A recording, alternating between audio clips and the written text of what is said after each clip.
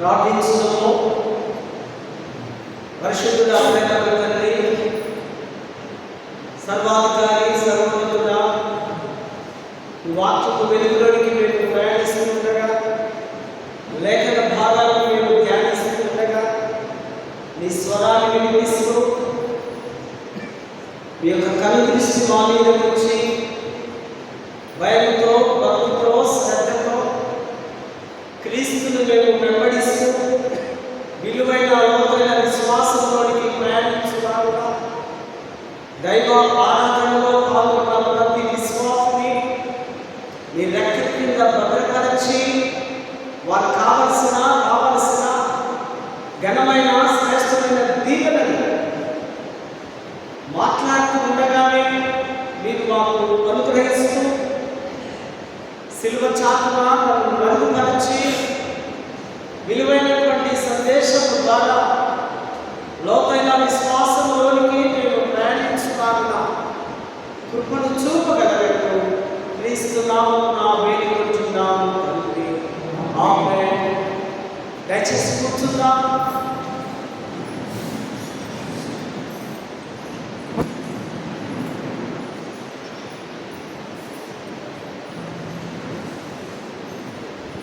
దేవుని పరిశుద్ధ నామానికి మహిమ కలుగును గాక. ఈ మహాగొప్ప భాగ్యం, ఈ గొప్ప ధన్యత ప్రతి వారం ప్రతి సమయంలో పరిశుద్ధ గ్రంథంలోని దైవ మాటలను బోధించడం, వినడం ఇది ఆశీర్వాదకరం. ఇటువంటి మహా గొప్ప ధన్యతను నాకు అనుగ్రహించినటువంటి అధ్యక్ష మండలకు పీఠాధిపతి వారైనటువంటి most reverend doctor professor Rogan Walter తల్లి గారికి అధ్యక్ష మండలకు vice chairman reverend doctor T Bhaskar గారికి, అధ్యక్ష మండలకు DCC chairmans and clergy officers, సంఘ నాయకులకు, సంఘ పెద్దలకు, చేరవచ్చిన ప్రతి కుటుంబానికి గురుద్వారుడైన యేసుక్రీస్తు నామమున మరొకసారి మీకు అందరికీ శ్రేష్టమైనటువంటి దీవెనలు ఈ మహా అతి పరిశుద్ధ స్థలము నుంచి మీకు నేను అందిస్తూ ఉన్నాను. క్రీస్తునందు ప్రేమైనటువంటి వారులారా, మరి ఈ వారం మనకు చాలా గొప్ప దీవెనకరమైనటువంటి అంశం మనకు మన పెద్దలు నాయకులు అందించుకున్నారు. Come and drive, invitation by the risen lord. రండి, భుజించుని, గురుద్వారుడైన ప్రభుతో కలిసి భుజించుని అన్న ఆహ్వానం. Invitation, it is universal invitation, united invitation. సంయుక్త కలిసి, ఐక్యతతో కలిసి ప్రభువును భుజించడం, ప్రభు ఇస్తున్న ఆ రొట్టెను, ఆ ద్రాక్ష రసాన్ని కలిసి భుజించడం, ఐక్యంతో కలిసి ఆ టేబుల్ దగ్గర ఉన్నటువంటి దేవుని పదార్థము భుజించడం. It is fellowship. కొయినోనియో అన్నారు గ్రీకులో. ఈ కొయినోనియోను అపోస్తల కార్యం 2వ అధ్యాయంలో మనం చూస్తాం. 42-40 వచనాల్లో వారు ఆది క్రైస్తవ సంఘ పెద్దలు యేసుక్రీస్తును పరిపూర్ణముగా, సంపూర్ణముగా విశ్వసించినప్పుడు, ఏకదేవుడని ఆరాధిస్తున్నప్పుడు ఇంటింటికి వెళ్ళి రొట్టె విరిచుచు ఐక్యముగా, సమైక్యముగా, సంయుక్తముగా వారు ఆ యొక్క టేబుల్ను షేర్ చేసుకుంటూ ఆహారాన్ని భుజిస్తూ ఉన్నారు. అదే ఆహ్వానాన్ని ప్రభు పిలిచి మనకు అందిస్తూ ఉన్నారు. రండి, నాతో కలిసి మీరు, మీతో కలిసి నేను భోజనము చేద్దాం. ఆహ్వానం, ఇన్విటేషన్ మనం ఎన్నో అందుకుంటూ ఉంటాం కదండి. ఎవరైనా వివాహమైనటువంటి మనకు ఒక స్పెషల్ ఇన్విటేషన్ ఇవ్వడం, వారి పెళ్ళిళ్ళకు మనం వెళ్ళి ఆ నూతన వధువులను ఆశీర్వదించడం, యేసు ప్రభువు కూడా జరగబోతున్నటువంటి పెళ్లికి ఆయన శిష్యులు వెళ్ళారు. ఈ ప్రత్యేకమైన ఆహ్వానం అంటే ఇది ఫెలోషిప్, సహవాసపు ఆహ్వానం. దేవుని పదార్థమును భుజించడానికి దేవుడు పిలుస్తుంటాడు.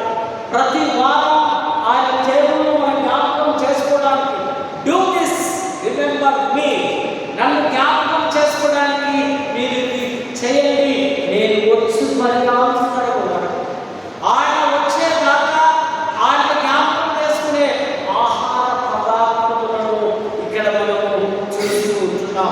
ప్రభుతో కలిసి అది పుచ్చుకుంటూ ఉన్నప్పుడు ప్రభువును మన హృదయంలో ఆహ్వానిస్తూ, ప్రభువా నువ్వు నాలో ఉన్నావు, నేను నీలో ఉన్నాను, ఇదిగో నీ యొక్క ఆ శరీర రక్త మాంసం భుజించడానికి నేను సిద్ధపడి వెళ్తున్నానని అక్కడికి సమీపించవలసిన అవసరం ఉంది.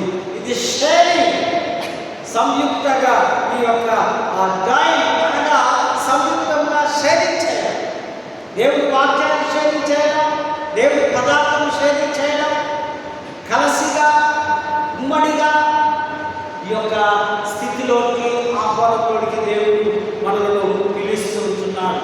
ఇది Christmas is gift of Jesus, but Easter is gift of eternity. క్రిస్మస్లో దేవుడు మనకు యేసుకు బహుమానంగా ఇస్తే, అదే దేవుడు పునరుద్ధానాన్ని, రెజరెక్షన్లో నిత్య జీవాన్ని బహుమానంగా మనకి ఇస్తున్నాడు. అంటే నిరంతరము యుగ యుగములు జీవించడం. పునరుద్ధానం అంటే అర్థం మరొకసారి చెప్తున్నా, ఎప్పటికీ సాగు గెలవడం. అనగా ఒకసారి మరణించిన తర్వాత తిరిగి లేచి ఇక ఎన్నడూ చనిపోకుండా ఉండడమే రిజరెక్షన్. ఇక చావు లేదు. అందుకే కొరతీలకు 10వ వచనంలో మొట్టమొదటి ప్రధాన పదము క్రీస్తు అన్నారు. ప్రపంచంలో ఏ ఒక్కరు కూడా మరణాన్ని జయించి లేచిన వారిని మీరు చరిత్రలో, మత గ్రంథాల్లో ఎవరినైనా చెప్తారు, అన్ని సమాధులు ఎక్కడ కూడా ఓపెన్ అయినట్టుగా మనం చరిత్రలో చూడం. మీరు ప్రపంచమంతా తిరిగి రండి, ఒక యేసు క్రీస్తు వారి యొక్క ఆ సమాధి మాత్రమే ఓపెన్ అయింది. కొన్ని సంవత్సరాల క్రితం దాన్ని కూడా క్లోజ్ చేయాలని అనేకులు ప్రయత్నించారు, కానీ ఎవరితో అది సాధ్యం కాలేదు. కారణం, ఆయన మనుష్య కుమారుడిగా లోకానికి రావడం వాస్తవం, ఆయన అద్భుతాలు చేయడం వాస్తవం, ఆయన మరణించడం సిలువలో వాస్తవం, మరణించాలని డెత్ సర్టిఫికెట్ ఇవ్వడం వాస్తవం, ఆయన సమాధి చేయడం వాస్తవం. సమాధి చేసిన తర్వాత దేవుడే ఆయన 3వ రోజు తనకు తానుగా సమాధిలో నుంచి బయటకు రావడం వాస్తవం అని అనేకులు ప్రూవ్ చేసి దాన్ని క్లోజ్ చేయకుండా ఉన్నారు. ఎంతోమంది ఎన్నో విధాలుగా ప్రయత్నం చేశారు. ప్రపంచంలో గొప్ప గొప్ప పండితులు, తత్వవేత్త, శాస్త్రవేత్తలు కూడా అందరూ కూడా, కానీ ఎవరితో కూడా సాధ్యం కాలేదు. యేసు ప్రభు సమాధి టుడే ఆయన లేడు, ఆయన సజీవుడు. సజీవుడైన వారిని మీరెందుకు వెతుకుతున్నారు? ఆయన ఇక్కడ లేడు, ఆయన గలిలయ ప్రాంతానికి వెళుతూ ఉన్నారు. కనుక పునరుద్ధరణ శక్తి, బలం ఈ సహవాసంలో రిస్టరేషన్, పునరుద్ధరణ చెందడం. మానవుడు లేదా విశ్వాసి ఆయన పునరుద్ధరణ మార్పు చెందడం అనగా తన ప్రవర్తన, తన ఆలోచనలు, తన లైఫ్ స్టైల్, తన జీవిత విధానం ఇవన్నీ కూడా మార్పు చెందాలి, రెన్యువల్ కావాలి, రిస్టరేషన్ కావాలి. దీన్నే ప్రభు పునరుద్ధానము, రిజరెక్షన్ అని అంటూ ఉన్నాడు. ఈ ఆహ్వానం ఇక్కడ భోజనం వల్ల ఇదొక స్థలమే కాదు, ఇది దేవుడి యొక్క కృప. ఇది పొందుకోవాలంటే దేవుడి కృప ఉన్న వారికే. మొన్ననే మన పిల్లలు 55 మెంబర్స్ దీనికి యోగ్యులుగా ఎంచబడి ప్రభు భోజనాన్ని స్వీకరించడానికి మరి యోగ్యులుగా ముద్రించబడి ఉన్నారు. కనుకనే ప్రభు ఈ యొక్క place of recognition and restitution, పునరుద్ధరణ అండ్ రెన్యువల్ ఆఫ్ కాలింగ్. ఈ పిలుపు ఈ ఆహ్వానం మామూలు కాదు. దేవుడు ఇస్తున్న స్పెషల్ ఇన్విటేషన్ అని మీకు నేను జ్ఞాపకం చేసుకుంటున్నాను. Resurrection is revolution, not imagination. ఇది ఒక ఊహ కాదు, ఇది ఒక ఏదో అనుకున్నది కాదు, ఇది ఒక తలంపు కాదు. మనిషి దేవుని కనుగొనడు, దేవుడే మానవుని తానే కనుగొంటాడు. దేవుడు కనిపించకపోతే ఆయన లేదని కాదు, కానీ మనము ఆయనను వెతకాలి. వెతికినప్పుడే ఆయన మనకు కనిపిస్తారని లేఖన భాగాల్లో సెలవిస్తున్నాయి. దేవుని ఎదుకు రండి, దేవుని ఎదుకు వచ్చును. మనంతటి దేవుడు రావాలంటే మనం దేవుని ఎదుకు వెళ్ళాలి. కనుకనే మరి దినం, పరిశుద్ధ దినమందు మనమందరము ప్రభువు వద్దకు వస్తూ సిలువను చూస్తూ, ప్రభువా నన్ను దృష్టించు, నన్ను కనికరించు, ఇదిగో నేను బాగా సన్నిధానంగా కూర్చున్నానని పశ్చాత్తాపం చెంది మనస్సు మార్చబడి మనసు దేవుడి కొరకు అంకితం చేస్తూ ప్రభు దగ్గరికి రావాల్సిన అవసరం ఉంది. దీనినే మనం అంటున్నాం ఫెలోషిప్ కొయినోనియో. ఈ యొక్క ఫెలోషిప్లో సహవాసం, దేవుని కుటుంబంలో మనమందరము సభ్యులుగా ఉన్నాం. వస్తున్న మెసేజ్లో మనం చూస్తే మహా గొప్ప ప్రవక్త, మహా గొప్ప బలవంతుడు, మహాశక్తివంతుడు, అద్భుతాలు చేసే ఆయన ఏలియా ఒక స్త్రీకి భయపడి ఆయన పారిపోతున్నాడు. కర్మేలు ఆ యొక్క పర్వతంలో ప్రాంతంలో ఆయన గొప్ప కార్యము చేసి దేవుడి యొక్క శక్తిని ప్రూవ్ చేసి ఇప్పుడు ఒక స్త్రీ ఒక ఛాలెంజ్ చేసింది, ఇప్పుడు నేను కథ పట్టిస్తాను, కానీ పాపం ఆయన పారిపోతున్నాడు, చాలా దూరం పారిపోతున్నాడు. ఆయనకు పోషణకు కష్టంగా ఉంది, బలహీన పడిపోతున్నాడు. అటువంటి సమయంలో the strength for the journey, బలహీన పడిచే సమయంలో పోషణ, ముందుగా పోషణ, తర్వాత ప్రయాణం. దేవదూత వచ్చి ఇదిగో చాలా దూరం 200 మైళ్ళు ప్రయాణించాలి కనుక భోజనం చేసి శక్తిని పొందుకొని, ఈ భోజనము దేవుడు ఇస్తున్న భోజనం. ఈ 4 లెసన్స్లో మనకు భోజనం గురించే చూస్తాం. ఏలియాకు భోజనం ఆ దేవదూత ద్వారా అచ్చటే మన ఎన్నికలో ఉంటున్నాడో తెలియదు. ఇక 40 days జర్నీ చేసి ఆ యొక్క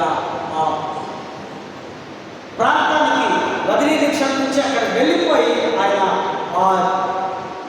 అరణ్యంలోనికి వెళ్ళి అక్కడ ఉంటున్నట్టుగా చూస్తూ ఉంటున్నాం. లేదు ఆ ప్రాంతంలో ఆయన వ్యక్తి యెహోవా దూత ఆయనకు భోజనం అందించినట్టుగా చూస్తున్నాం. లేదు అంటే సీనాయి పర్వతం, మోషే ఆ ధర్మశాస్త్రం చట్టం తెచ్చి కూడా అక్కడే దీనికి లేకుండా అన్నాడు. 20 మైళ్ళు ఆయన ప్రయాణించి ఆ భోజన శక్తి ద్వారా వెళ్ళినట్టుగా చూస్తాం. ఇది రొట్టె కాదు, అలసిపోయిన ప్రవక్తకు దేవుడిస్తున్న కృప, దేవుడిస్తున్న బలం.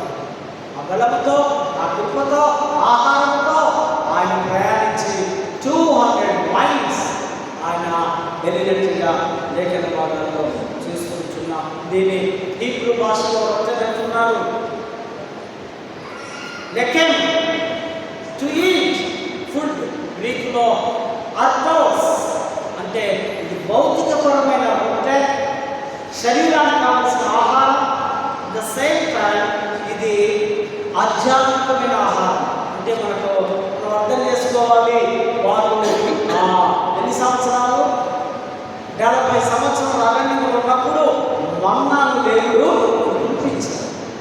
మన్నా మరి తర్వాత గుడారంలో సముఖపు రొట్టె, సన్నిధి రొట్టె, ఆ ప్రత్యక్ష గుడారంలో రొట్టెను ఉంచడం, ఇవన్నీ కూడా స్పిరిచువల్ బ్రెడ్. బైబిల్లోని కొన్ని రకాలైనటువంటి రొట్టెలను మనం చూద్దాం. పరలోకపు రొట్టె, బ్రెడ్ ఆఫ్ హెవెన్, ఇంకా పక్కన 16 చూస్తాం, దాన్ని మన్నా అంటాం. అది పరలోకం నుంచి వచ్చిన రొట్టె. ఈ రొట్టెలో ఉన్న గమ్మత్ ఏంటంటే పొద్దు నుంచి సాయంత్రం బట్టి తినాలి, మళ్ళీ దాచుకుంటే పనిచేయదు. కానీ ప్రత్యక్ష గుడారంలో సముఖపు రొట్టె, బంగారు పాత్ర మీద ఆ రొట్టె ఎన్ని దినములైనా, ఎన్ని నెలలైనా, ఎన్ని సంవత్సరాలైనా అది సజీవంగానే ఉంటుంది. అది ఖరాబు కాదు, చెడిపోదు. అది దేవుడి యొక్క ప్రత్యక్షత దీవెనతో దీవించబడ్డ మన్నా. తర్వాత జీవపు రొట్టె, బ్రెడ్ ఆఫ్ లైఫ్. యేసంటాడు తనకు తానుగా ప్రత్యక్షపరుచుకుంటాడు. ఏమంటున్నాడు ఆయన? నేనే జీవాహారము. యోహాను సువార్త 6వ అధ్యాయంలో మనం చూస్తున్నాం. ఇది జీవపు రొట్టె, బ్రెడ్ ఆఫ్ లైఫ్. నన్ను తింటే, నన్ను త్రాగితే, నా రక్తము తిని, నా శరీరం తిని, నా రక్తం తాగేవాడు వాడెప్పుడు నిరంతరము జీవిస్తాడు. పరలోకం నుండి వచ్చిన నిజమైనటువంటి ఆహారం నేనే అని యోహాను సువార్త 35వ వచనంలో మనము చూస్తూ ఉంటున్నాం. ఆధ్యాత్మిక ఆకలిని తీర్చి నిత్య జీవాన్ని అనుగ్రహించే ఆ రొట్టెనే, ఆహారమే యేసు ప్రభు. యేసు ప్రభువు జ్ఞాపకం చేసుకుంటే నిరంతరము మనము జీవిస్తాం. తర్వాత మూడవదిగా సన్నిధి రొట్టె, ద బ్రెడ్ ఆఫ్ ప్రెజెన్స్. సన్నిధి రొట్టె, సమభాక్త రొట్టెలో ఇది 12 రకాల రొట్టెలను సూచిస్తుంది. వీటిని గుడారంలో, ఆలయంలో ఒక ప్రత్యేకమైన బల్ల మీద నిరంతరం ఉండడానికి ఈ 12 రొట్టెలు 12 గోత్రాలకు సూచనగా ఉన్నాయి. ఈ సముఖపు రొట్టెను వారందరూ తయారు చేసి సన్నిధి రొట్టెలో అక్కడ ఉంచాలని, అది ప్రతి సంవాద దినమున 12 క్రొత్త రొట్టెలను వారు ఏర్పాటు చేస్తారు. సంవాద దినముకు తప్పక ఆ గుడారంలో ఈ రొట్టెలు ఉంచాలని దేవుని వాక్యము సెలవిస్తుంది. ఇది శాశ్వతమైన నిబంధనగా ఇజ్రాయెల్ ప్రజలకు మోషే ఇస్తున్నటువంటి మాటలను మనం జ్ఞాపకం చేస్తూ ఉంటున్నాం. మరి 4వ బలి అర్పణగా బ్రెడ్ ఆఫ్ సాక్రిఫైస్. యేసు ప్రభువు తనకు తానుగా, నో ఫోర్స్, నాకు నేనుగా ఈ యొక్క సాక్రిఫైస్ చేస్తున్నాను. పస్కా గొర్రె పిల్లగా, పస్కా బలిపక్షుగా నా అంతకు నేనే సిలువను ఎక్కుతూ ఉన్నాను. నేనే అన్నారు బ్రెడ్ ఆఫ్ సాక్రిఫైస్. ఆ తనకు తానుగా అర్పించుకునే విధానాన్ని సూచిస్తుంది. యేసు శరీరం విరగబడిన రొట్టె, విరవబడిన రొట్టె మానవాళి రక్షణ కోసం ఇవ్వబడిన శరీరాన్ని సూచిస్తున్నట్టుగా మనం లేఖన భాగంలో చూస్తూ ఉంటున్నాం. కీర్తన గ్రంథంలో కూడా మనం గమనించినట్లయితే షెపర్డ్స్ టేబుల్, కాపరి బల్ల, కాపరి మంచి కాపరి. యేసు ప్రభువు మంచి కాపరి, యెహోవా మంచి కాపరి. దావీదుకు యెహోవా మంచి కాపరి, నేటి విశ్వాసులకు మనకు యేసు మంచి కాపరి. అది గుడ్ షెపర్డ్ అన్నమాట. నేను మంచి కాపరి. ఆ గొర్రెలకు ఏం చేస్తుందట? పోషిస్తుంది, అవసరమైతే ప్రాణం పెడుతుంది. మనందరి వరకు ఆయన ప్రాణం పెట్టారు. ప్రాణం పెట్టేవారు ప్రపంచంలో మనకెవరు కనిపించరు. ఐఎమ్ ద గుడ్ షెపర్డ్, నేనే మంచి కాపరిని. దేవుడు గత గొర్రెలను వేరు మనందరి వేరుకుంటాడు. మనకు కావలసిన ఆహారం ఇస్తున్నాడు, మనకు కావలసిన అవసరం తీరుస్తున్నాడు. ఆయన తప్ప మరెవరు మనకు లేదన్న సత్యాన్ని మనం గ్రహించుకోవాలి. God himself feed his sheep. ఆయనే వేసే దేవుడి సమస్త అవసరం తీర్చడం. మనకు ఏది కావాలో, ఏది అవసరం ఉందో, ఏ వయసులో ఏది కావాలో ప్రభువుకు తెలుసు కనుక ఆ అవసరాన్ని ఆయన తీరుస్తున్నాడు. And God shall supply all your needs. అన్ని అవసరాలను ఆయన తీర్చడానికి సిద్ధంగా ఉన్నాడు. గైడెడ్ బై గ్రేస్, కృప ద్వారా నడిపించబడుట. దీనికి అన్నిటికీ గైడ్ ఎవరు అంటే ఓన్లీ గ్రేస్. కనీస్ గ్రేస్, కృప. ఆయన కృప లేనిది మనం వెళ్ళి చేయలేదు. 5వ వచనంలో అంటాడు దావీదు, నీ శత్రువులు ఎదుట నీకు నేను భోజనము సిద్ధం. దావీదు ఎవరున్నారు? శత్రువులు ఎవరున్నారు? వారి అన్నలు నెంబర్ 1, నెంబర్ 2 సౌలు మామ కదా. తర్వాత వారి కుమారుడు అబ్షలోము కదా. ఏమనుకున్నాడు? ఆయనను రాజ్యంలో తీసి లేదా రకరకాల చుట్టూ అడ్డవాడి శత్రువుగా ఉన్నాడు. ప్రభు అంటున్నాడు, నీ శత్రువు లేకుండా నీకు నేను భోజనము. మనకు కూడా మన కుటుంబాల్లో శత్రువులు ఉంటారు. ఒకసారి అఫ్కోర్స్ మీ మంచి ఫ్యామిలీస్ ఏమో, కొన్ని కుటుంబాల్లో అన్నదమ్ములకు పడదు, అక్క చెల్లెలకు పడదు, కుటుంబ సభ్యులకు పడదు, వారి శత్రుత్వం పెంచుకోవడం. దావీదుకు కలిగినట్లే, దావీదుని మోసం చేసినట్లే పాత నిబంధనలో యేసేపును తన అన్నలు కొట్టి తల్లి ఏదైనా కథ చేస్తే దేవుడు ఎక్కలేని ఎత్తైన కొండలు ఆశీర్వాదపడి కొండలు ఎక్కించారు. హల్లెలూయా, హల్లెలూయా. శ్రమలు వస్తున్నాయి, దుఃఖాలు వస్తున్నాయి, కష్టాలు వస్తున్నాయి, బాధలు వస్తున్నాయి. వాటన్నిటినీ తరిగి ఉండడానికి దేవుడు మనకు తోడైనాడు. ఇక్కడ అదే చెప్తున్నాడు, నీ శత్రువు ఎదుట నీకు భోజనము సిద్ధపడుతున్నాడు. కనుక ఈ సహవాసం వల్ల టేబుల్ ఆఫ్ ఫెలోషిప్ ఇది అద్భుతమైనటువంటి భోజనం. తన భోజనం చుట్టూ తన యొక్క ఆ రాజ్యంలో ఉన్నటువంటి పెద్దలు, తన పిల్లలు దానితో కలిసి ఉన్నారనే మాటలు మీకు జ్ఞాపకం చేస్తున్నారు. రెండవదిగా వ్యక్తిగత రాజకీయ శత్రువు, పర్సనల్ ఆర్ పొలిటికల్ ఎనిమీస్. వ్యక్తిగతంగా ఉన్నారు కుటుంబ సభ్యులు, మరి ఆ పొలిటికల్గా కూడా ఉన్నారు జాతీయ శత్రువులు అంటారు. వీరందరూ ఇజ్రాయెల్ ప్రజలు. ఎవరంట? రాజకీయ శత్రువులు ఫిలిస్తీన్ కదా, అమ్మోని, మోయాబి, వీరందరూ శత్రువులే. వీళ్ళు పొలిటికల్ ఎనిమీస్ అంటారు. మనకు కూడా పొలిటికల్ ఎనిమీస్ ఉంటారు కదా. ప్రస్తుతం మన దేశంలో కూడా ఒక పార్టీ అంటే ఒకరికి ప్రజలు శత్రుత్వాలు ఉంటాయి, వారి లోపల ఎన్నెన్నో ఉంటాయి. సో కనుక ఇది ప్రాదేశిక సంఘర్షణ జరుగుతాయి. దేవుని ప్రజలకు ఇవి వ్యతిరేకంగా ఉండాలి. కాబట్టి ఆధ్యాత్మిక శత్రువులు, స్పిరిచువల్ ఎనిమీస్. నువ్వు గుడికి వస్తుంటే నీ ఫ్రెండో, నీ కుటుంబ సభ్యుడో, నీ బంధువుడో, కొంచెం పని ఉంది మన కర్ణాటక వెళ్దాం, ఇప్పుడు కాదు వేరే అక్కడికి వెళ్తే మనకి ఏదో వస్తుందంటే మనము దేవుడి గురించి స్పిరిచువల్ ఎనిమీస్, ఆధ్యాత్మికమైనటువంటి శత్రువులు. మన స్నేహితులు కావచ్చు, కుటుంబ సభ్యులు కావచ్చు, బయట వారు కావచ్చు. వీరిని ఏమన్నారంటే ఆధ్యాత్మికమైనటువంటి శత్రువులుగా మనము సైతానులను వ్యతిరేకిస్తూ మన విశ్వాసాన్ని నాశనం చేయడానికి వాడు ఎప్పుడు మన సైడ్ మన ప్రక్కనే ఉంటాడు. తర్వాత నైతిక శత్రు, మోరల్ ఎనిమీస్. నైతికంగా నీతిపర పాపము, శరీర కోరికలు దేవుని చిత్తానికి వ్యతిరేకంగా చేసేవాడు, చెడ్డ కార్యాలు చేసేవాడు, మన శరీరాన్ని ఇతరుల శరీరాలతో కలిసి నాశనం చేసేవాడు, మన నోటిని, మన యొక్క చేతులను, కాళ్ళను సైతాన్ చేతుల్లో కప్పచెప్పేవాడు. ఎన్ని నైతిక moral values or moral enemies శత్రువుని మనము చూస్తున్నాం. తిరుగుబాటు చేయడం, మోసం చేయడం, అబద్ధాలు చేయడం, అబ్యూస్ చేయడం, దూషించడం, తిట్టడం, కొట్టడం, ఇవన్నీ కూడా నైతికపరమైనటువంటి శత్రువులే. మనకు ఒక్కోసారి అర్థం కాదు, ఒక్కోసారి ఇంత లోతుగా మనము గ్రహించలేదు. అంటే అటువంటి దృశ్య ఆలోచన మనకు ఉండకపోవచ్చు. కానీ ఇవన్నీ కూడా మోరల్ ఎనిమీస్ అని భక్తులు చెప్తున్నారు. కాబట్టి మతపరమైన శత్రువు, రిలీజియస్ ఎనిమీస్. యేసుప్రభు వెంబడి మతపరమైన శత్రువులు ఉన్నారు. ఎవరు?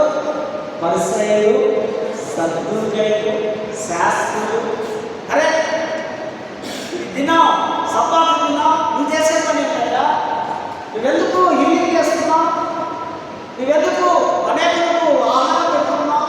నువ్వెందుకు అద్భుతాలు చేస్తున్నావు? మన చుట్టూ మనలో కూడా ఉంటారు కదా రిలీజియస్ ఎనిమీస్. ఇది చేయకూడదు, ఇది కాదు, ఇది తప్పు. మతపరమైనటువంటి ఎనిమీస్ ఈ లోకంలో మన దేశంలో చెప్తున్నాం కదా. మనకు మతం అంటే పిచ్చింది కదా.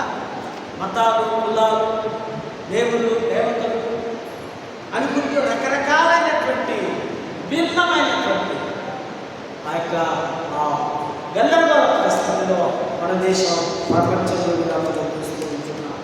తర్వాత చివరిగా ఈ యొక్క సమృద్ధివంతమైన పాత్ర, కప్ ఆఫ్ అబెండెన్స్, నా గిన్నె నిండి పొర్లుచున్నది. చివరిగా అంటారు, నా గిన్నె నిండి నాకు సమృద్ధివంతంగా, నాకు కావలసినంత దేవుడు నన్ను ఆశీర్వదించింది. చిరకాలము యెహోవా మందిరంలో నేను వాసం చేస్తాను. మన ఊపిరి దేవాలయంలో ఇవ్వాలి. 10 మంది భక్తులు ప్రార్థన చేస్తూ ఉలిపెట్టి నుంచి కూడా ఉన్నవారు ప్రాణాలు కోల్పోయారు. గదిలో 10 మంది దైవ వస్త్రము ధరించుకొని ప్రార్థిస్తూ వాక్యం పెడుతుండగానే చనిపోయేవారు. చిరకాలము యెహోవా మందిరంలో నేను బ్రతికినా చనిపోయినా నేను దేవుని మార్చుకుని దేవుడే నాకు కావాలని గొప్ప కమిట్మెంట్ మనము కలిగి ఉన్నారు. పత్రికల పాఠం కూడా చూస్తే పాపం 14 రోజుల నుంచి ఫుడ్ లేదు. ఒక ఓడలో ప్రయాణం చేస్తున్నారు ద్వీపంలో, ఈ మాల్టా ఆ రోడ్ నుంచి ఇక్కడికి వెళుతున్నారు. వారందరూ ఇంచుమించు చాలా మంది ఉన్నారు. 276 మంది, 276 మంది కలిసి ఆ ఓడలో ప్రయాణం చేస్తే ఆ ఓడ ఏమైందంట, కింద మీద అయిపోయి అక్కడ ఉన్న వాళ్ళందరూ భయపడుతూ చనిపోతామనుకున్నప్పుడు పౌలు వారిని ధైర్యపరుస్తూ ఉన్నారు. పౌలు వారికి వాక్యం చెబుతూ, ఇదిగో మీకు ఎటువంటి భయం లేదు, ఇదిగో మీరు 14 రోజుల నుంచి ఆహారం లేకుండా ఉన్నారు, ఇదిగో ఈ రొట్టె విడిచి ఆ షేర్ చేస్తూ వారికి ఆ పంచుతూ ఉన్నారు. ఆ ధైర్యానికి మూలం తుఫాను నుండి రక్షించడం. తుఫానులో కూడా దేవుడి సన్నిధి ఆయన చూడడం, దైవ దర్శనాన్ని చూడడం. యశుప్రభు కూడా ఒకసారి తన శిష్యులతో ఎలా రాజు ప్రయాణం చేస్తుంటే ఏమొచ్చింది, భయంకరమైన తుఫాను వస్తే అందరూ భయపడుతూ ఏమైనా మేము మునిగిపోతున్నాం, నీకు దిగులు లేదా, నువ్వు మా మీద శ్రద్ధ ఉంచావా? వెంటనే ఆయన లేచి తుఫాను గర్జించినట్టు హల్లెలూయా హల్లెలూయా సృష్టి యేసు మాట్లాడుతుంది. విన్నోడు ఎవరు తెలుసా? నీవు నేనే. నీవు నేను దేవుడి మాట వింటే ఖచ్చితంగా యేసు కలిగిన స్వభావం, ఆయన గుణ లక్షణాలు సేమ్ జూనియర్ జీసస్ లాగా మనం అందరం ఉంటాం. సృష్టి గడగడ వణుకుతూ ఉంది. ఒక్క మాట చెప్పగానే ఆగిపోయింది. పౌలు కూడా ప్రార్థించిన వెంటనే రొట్టె విరిచి వారి పంచిన వెంటనే వారందరము ఆ ధైర్యం 14 days హాస్టల్లో ఉన్నారు. ఓడ ప్రమాదానికి గురవుతుంది, కానీ ఆయన ఆ విశ్వాసం పౌలు విశ్వాసం వారికి నిదర్శనంగా ఉంది. తుఫాను మధ్యలో రొట్టె విరవడం, యూకరిస్టును జ్ఞాపకం చేస్తూ ఉంది, టేబుల్లో జ్ఞాపకం చేస్తూ ఉంది. సో కనుక అందరు సేఫ్గా ఉన్నారు. సో దేవుడిని పౌలు స్తుతిస్తున్నారు. సువార్త పాఠంలో కూడా మనం గమనిస్తే వారంతా అర్థమైపోయింది, మా నాయకుడు లేడు, ఆయన లేచి ఉన్నాడని వార్తలు వస్తున్నాయి, కానీ మాకంత ఇదిగా లేదు అంటూ ఈ పేతురు వారికి లీడర్గా వారు బ్రతకారు కదా, వారికి జీవనోపాధిని చేయబడుతుంది. వారంతా గలిలయ నివాసం. తిబేరియా సదస్సు లేదా తిబేరియా సముద్రం అంటే గలిలయ సముద్రం. అక్కడ వెళ్ళి ఏం చేస్తున్నారు వాళ్ళు? చేపలు పడుతున్నారు. పాత వృత్తిలో, పాత జీవితంలో యేసు కనపడం లేదు, పాతదానికి లేదు. యేసులో పరిపూర్ణ విశ్వాసం లేదు, మరి పాతదానికి వెళ్ళిపోవాలి. శ్రమ వచ్చినప్పుడు, దుఃఖాలు వచ్చినప్పుడు, వేదనలు వచ్చినప్పుడు తిరిగి మనము పాతదానికి వెళ్ళిపోవాలి.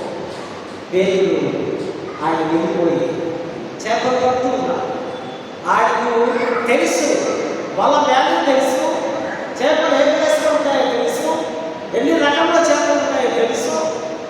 కానీ చేపలు వల వేస్తే ఏం చేసిందట? ఎప్పటిదాకా పట్టిండు?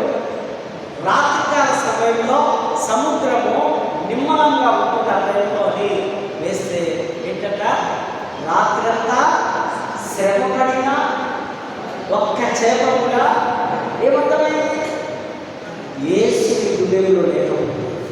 ఒకసారి యేసు ఎవరితో తిరిగినా కూడా 3.5 సంవత్సరాలు తిరిగి ఒక్కసారిగా ఆయన కనపడకపోతే తిరిగి పాత జీవితానికి వెళ్ళిపోయినప్పుడు నీ జీవితం శూన్యం. నీకు చీకటి తప్ప మరేది లేదు. నీకు ఆహారం లేదు, నీకు జయము లేదు, నీకు ధన్యత లేదు. నీవు ఎంత చేసినా అందుకే ఆ పాట రాసి రాస్తాము కదా. ఏం పడ్డది? రాత్రంతయు శ్రమపడినా రాలేదు ప్రభు జయము, రారాలు ఎగటిరము, రారాలు ప్రతిఫలము. రాత్రంతా కష్టం చేస్తున్నారు కానీ లేదు, ప్రభు వస్తున్నాడు. ప్రభు అదృశ్యంగా వారికి కనిపిస్తున్నాడు.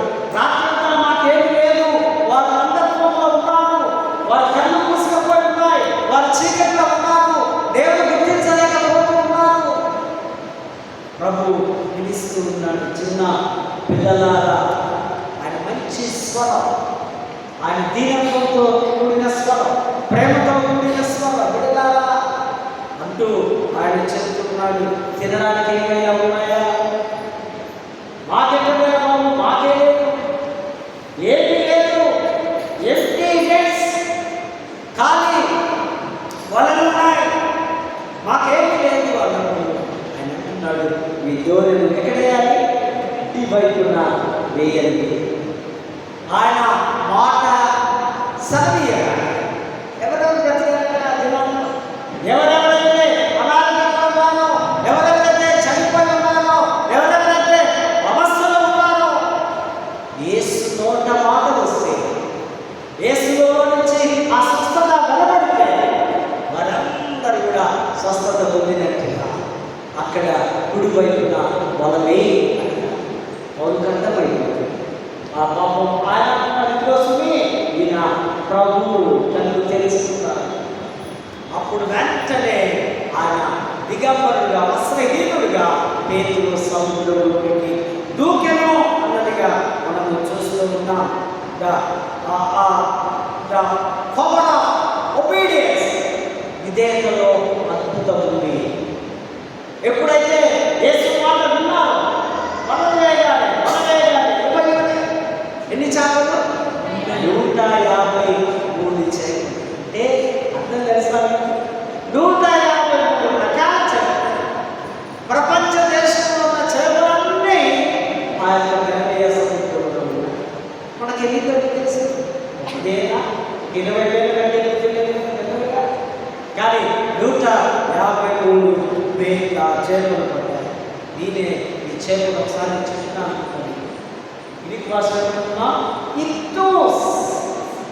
ఇదొక సింబల్ ఆఫ్ క్రిస్టియానిటీ. ఇది ఈ యుక్తోస్, ఈ చేప గుర్తు. అది ఫస్ట్ సెంచరీ, సెకండ్ సెంచరీలో రహస్య క్రైస్తవులు ఒక ప్లేస్లో ఈ గుర్తు వేసుకొని కలుసుకునేవారు. యుక్తోస్ అంటే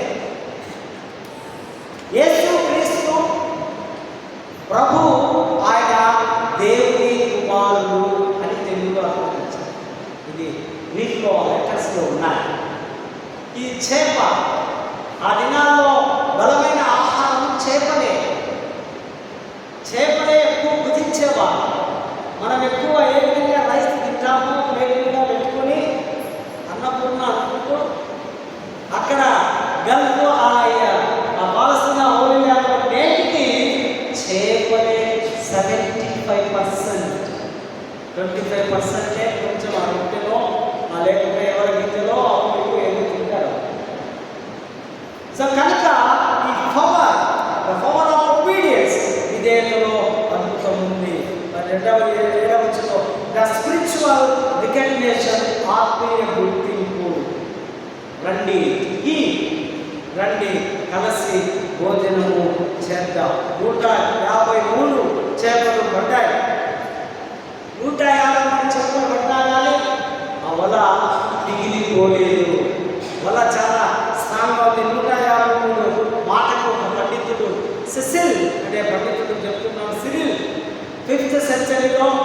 అలెగ్జాండ్రియాకు చెందిన పండితుడు ఏమని వర్ణిస్తున్నాడంటే 153 సంఖ్య వివరణ హల్లే అన్యజనులు పరిపూర్ణతను సూచిస్తుంది.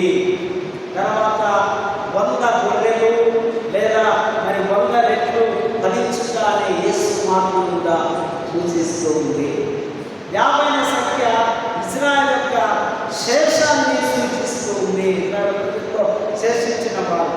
తర్వాత 3 సంఖ్య చినిటి త్రిత్వాన్ని సూచిస్తుంది అని ఆయన వివరణ ఇచ్చి ఉన్నాడు. తండ్రి కుమార పరిశుద్ధాత్మ దేవుడని. తర్వాత మరొక పండితుడు జెరో అనే పండితుడు ఆయన సముద్రంలో 153 రకములైన చేపలు ఉన్నాయి.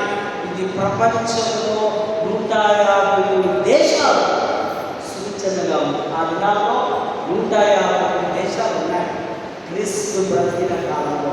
ఇప్పుడు దగ్గర జీకే పిల్లలు ఉన్నారా 264 48 మొత్తానికి ప్రపంచమంతా దేశాలు. సో కనుక ఈ ప్రపంచ దేశాలను 153 ఆయన వివరించి ఉన్నాడు. సకల ప్రజలు క్రీస్తును కలిగి ఉండాలి, క్రీస్తును వెంబడించాలని ఈ వలలో పడ్డ చేపలకు గుర్తుగా సూచనగా మరి పండితులు బోధిస్తున్నారు. ప్రేమైనటువంటి వాట అక్కడ ఏలియాకు ప్రభు ఆహారాన్ని సమర్పించున్నారు. Let me close. ఏలియా ఆయన ఆకలితో ఉన్నారు, నిరాశతో ఉన్నారు, నిస్పృహతో ఉన్నారు, బలహీనంగా ఉన్నారు. ఆయన ప్రయాణం చేయవలసిన అవసరం ఉంది. బ్యాక్ సైడ్ నుంచి చాలా ఘోరమైనటువంటి వార్నింగ్స్ వస్తున్నాయి. సంపుతామంటున్నారు. పారిపోవడానికి బలం కావాలని దేవుడు దూత ద్వారా ఆహారాన్ని పంపించున్నారు. మరి కీర్తనకారుడు కూడా నా గిన్నె నిండి కొనుచున్నది సమృద్ధివంతమైనటువంటి ఆహారం. యేసు ప్రభువు కూడా వారి శిష్యులకు వేసిన ప్రార్థనలు మానవ ఆహారం అనేది మాకు దయచేయండి అనే సింపుల్ ప్రార్థన. ప్రభువు రోజు అడగండి, ప్రభువా నాకు ఈ ఆహారం దయచేయండి. సో ఈ యొక్క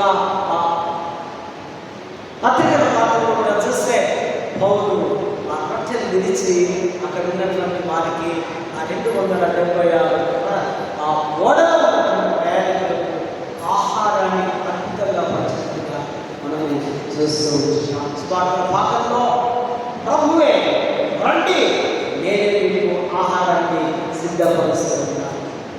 come on eat, I prepare everything. మీకు ఫిష్ ఉంది, రొట్టెలు ఉంది, అలాగే సమృద్ధివంతమైన దీవెనలు ఉంది. ప్రభు ఆహ్వానం ఇస్తున్నాడు. దేవుని ఆహ్వానం తీసుకుంటాం. ప్రభువా నీ పిలిస్తే నీ దగ్గరికి నేను వస్తాను. ప్రభువా నీ యొక్క ఆజ్ఞానుసారంగా నేను బ్రతుకుతాను. నీ పునరుద్ధాన శక్తిని నువ్వు ఏ విధంగా పట్టణాన్ని తిరిగి జయించి తెచ్చావు, నేను కూడా లేవడానికి, నేను కూడా అటువంటి ఆ జీవితం జీవించి బ్రతకడానికి సహాయం చేయి ప్రార్థిస్తే దేవుడు తప్పనిసరిగా మనకందరికీ ఒక దినం జీవ పునరుద్ధానం ఉంది. అటువంటి కృప దైవాశిస్సులో దేవుడు మనకు అనుగ్రహించుగా. పరిశుద్ధుడు అభ్యర్థులున్నా ఒక నిమిషంలో దేవుడి వాక్యాన్ని ప్రభువా క్షుణ్ణంగా పరిపూర్ణంగా అర్థం చేసుకున్నాం. ఒకవేళ పంచుకోవడానికి స్థిరపరచుకోవడానికి సహాయం చేస్తూ విన్న బిడ్డలందరినీ దీవించగలం. యేసు నామమున వేడుకుంటున్నాము.